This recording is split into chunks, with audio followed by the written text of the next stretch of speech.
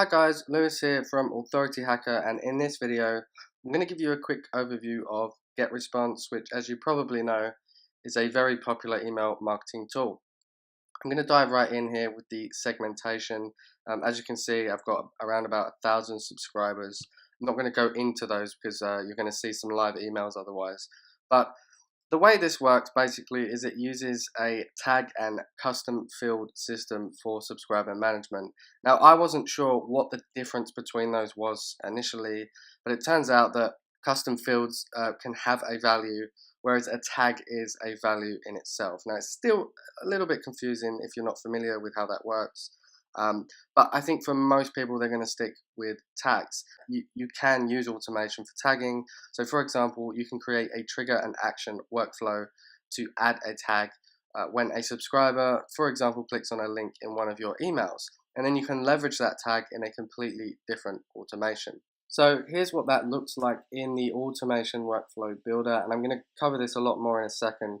But this is obviously a very basic example, but it just shows you that tags can be used in this way. And that's not something that can be said about every email marketing tool that I've looked at. But really, this is where the real power of the system lies, because GetResponse, like ActiveCampaign, also tracks your site, meaning you can throw in other triggers based on interactions with your website as well as your emails. So that's where things get really, really interesting. And overall, I think the segmentation and tagging abilities in GetResponse are really, really solid. Moving on to the actual automation now, and I'm already in the automation workflow builder, but like I said, it does go beyond just tagging. So the elements or the building blocks are in the right pane here, and honestly, there aren't as many as you would see in ActiveCampaign or Drip, but I still think it's relatively strong in this area. Connecting these together is a simple drag and drop, so I'm just going to drag a couple in here just to show you, and you can connect these up like so. So really, really easy to use. I will say at times it can be a little bit fiddly. It doesn't quite connect the way you want it to, but you do eventually get used to that. One thing I don't like here is that you can't create emails from the builder itself. You have to manually exit, go into emails, and set one up. And this is similar to ActiveCampaign, except GetResponse doesn't even give you a prompt to leave the builder. You have to manually exit and then return to it later. So it does really mess with your rhythm, and I just think it's a bad user experience overall. Despite the minor issues here, the automations builder is actually quite flexible. As you can see, there are a number of conditions and actions, and for each of these, if you click on that, you can open the properties panel and narrow down what it is you want this to achieve. So again, overall, very similar to ActiveCampaign, which is definitely not a bad thing. Okay, let's talk about A/B testing, and GetResponse has some great split testing options that go beyond just testing subject lines, and that means you can actually test the actual email content. Now, this is something you enable as you set up your email campaigns. So this is a brand new campaign here that I've just set up, and what you need to do is click distribution settings here to display these options, and it's not actually very obvious unless you're really, really looking for it. So I think that could be made a lot clearer. But once this is open, all you have to do is enable this A/B test and click to proceed to the next step. You then progress through this as you normally would. So you pick a template, for example, and I'm going to go into the template stuff in a moment. But just to show you how this A/B testing thing works, I'm going to walk you through the whole process. Now I'm not going to make any changes to this. I'm just going to click next and show you what happens on the next screen. So this is where you start to configure your test, and as you can see, you get 4 different options here: the subject line, from field, content, and delivery time. Now these 3 here are very common. You're going to see these in most email marketing tools. But the ability to split test actual email content is something that you don't see too often. So I'm going to click that. You can add a second variation and a third, up to 5 different messages, just to see which one of your variations are going to perform the best. And you don't have to start from scratch. You can even duplicate the existing template that you have here with all the text. So you can make those very small changes and see which one has the most impact. So overall, I was actually really impressed by this aspect of GetResponse, and the split testing side of this tool is very, very good. Okay, let's talk about forms. And you can build forms in various ways with GetResponse, including a step-by-step wizard, integrations, or just plain HTML. Most people are going to use the wizard here. And honestly, it offers a generous number of pre-designed templates based on different use cases, like newsletters, free downloads, and things like feedback requests as well. So clicking any of these will take you to the drag and drop form editor. Customization here is pretty straightforward. It's all done through the sidebar, and there are a good number of styling options available. So again, if you click on an element and you go to the style section, you can see that there is plenty of stuff here to get your teeth into. So in terms of design and customization, I think that GetResponse does a great job. As for form behavior, however, anything you create in this wizard can only be embedded on your site as an inline form.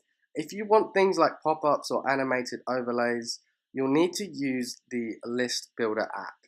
So I've just taken a step back here and I've clicked on List Builder apps, and you see I've got a few options. Now, these do use a different editor, so there are fewer customization options available. Some of them are very, very restricted. I'm going to click into one of these here. Let's do Exit Intent. And as you can see, there are only a few options here, so don't expect the same level of customization that you have with the inline forms, although it is nice to be able to create these different types of forms and have different form functionality, because again, this is not something that you see in every email marketing tool.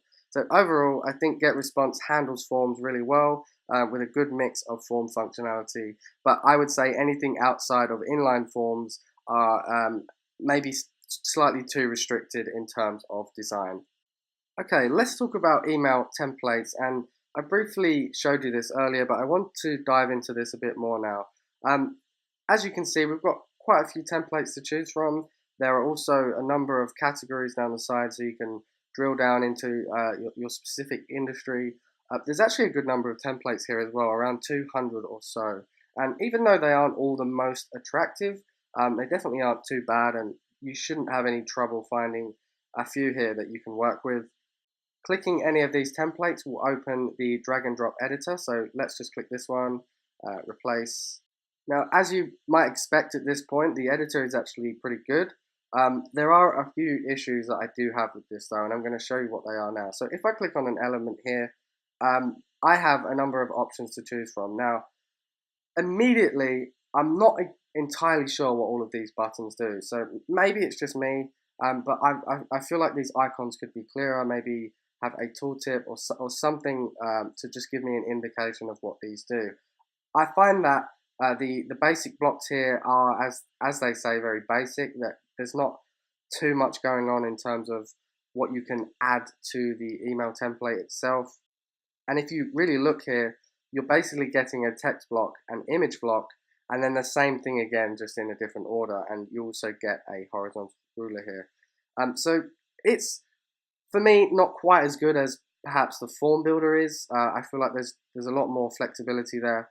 But what I really like about the template builder here is that you get a mobile view, a responsive view of your template, so you can see your adjustments in real time, and you can actually navigate this as well and see just exactly how it's going to look on mobile. GetResponse integrates with around 180 different apps and services, 182 to be exact, and that includes apps like Shopify, PayPal, WooCommerce, and Zoho.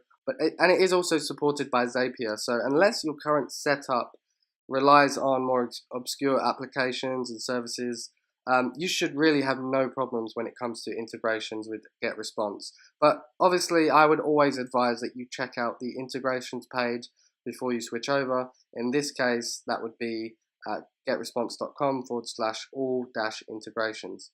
In terms of tracking and reporting, similarly to A/B tests, this is set up as you create your email. So you would expand the distribution settings here, and you would turn on click reporting or Google Analytics or both. Now, this is actually an interesting addition here, the Google Analytics, because you already know what click tracking is, but this tight integration with Google Analytics means that it can pass data through to your Google account simply by clicking this button. So that also comes with some interesting additions like real-time activity tracking and even ROI tracking. So it's definitely trying to go the extra mile here, which is always good to see. However, I will say that reporting was a bit of a letdown. So I'm going to take you over to that now. And if we look at the reports that are available here, there really aren't many to choose from. I might look at the subscription analytics and see. Finally, let's talk about support, and there are a few ways here you can get support from GetResponse. You can look at tutorials, FAQs, webinars. There's also downloads as well. The knowledge base is where you're encouraged to start, and I actually like the documentation here. I think it's really well laid out, very thorough. They include video walkthroughs along with transcripts. So let's find an example here.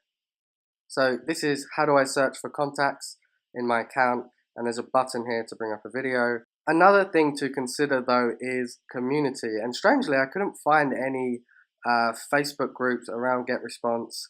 Maybe I'm missing something there, I really don't know. They do however offer a 24/7 live chat support, which is awesome. The chat agents also seem to know the platform well and handled my questions without any problems. So overall, aside from what appears to be a lack of any real community surrounding GetResponse and a way to tap into the experience of other users, the documentation and the 24/7 live chat support really saved the day. So that's my quick walkthrough of GetResponse, and I have a full review of this on the Authority Hacker blog, which I highly recommend you check out. I go into this in a lot more detail. So I hope this was helpful, and I will see you in the next video.